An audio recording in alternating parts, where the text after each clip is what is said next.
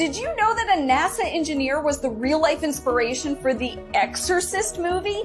And this was kept a secret for 72 years. William Peter Blatty wrote The Exorcist after he read a newspaper article about this story when he was a senior in college. And that's where he got the inspiration for The Exorcist.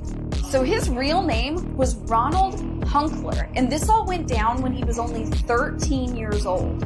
Now, he died in 2020 from a stroke, and all this came to light in 2021. And the reason no one knew his real name is because the stories were all published under the name Roland Doe or Robbie Mannheim. So he had an Aunt Tilly who was really into spiritualism, and she taught him how to use the Ouija board. Then weird stuff started happening. They started hearing dripping around their house. They couldn't find the source. They heard scratching coming from inside the walls that they assumed were rats at first.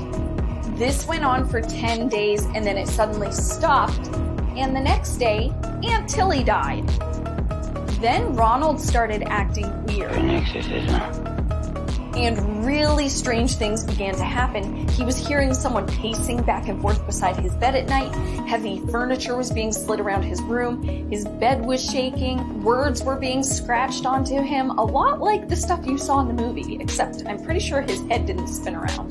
They went to their local church first for help, and when that didn't pan out, they ended up going to the Catholic Church, and the Catholic Church was like, yeah, this dude needs an exorcism. He went through 20 to 30 exorcisms, and it finally all came to an end at the Alexian Brothers Hospital in St. Louis. Now, a statue was brought in of Our Lady Fatima and was put on the floor where they were doing the exorcisms in the hospital.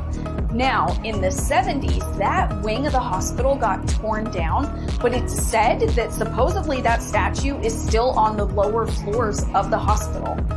You guys, he worked for NASA for 40 years and apparently was terrified that his work colleagues would learn of his childhood story.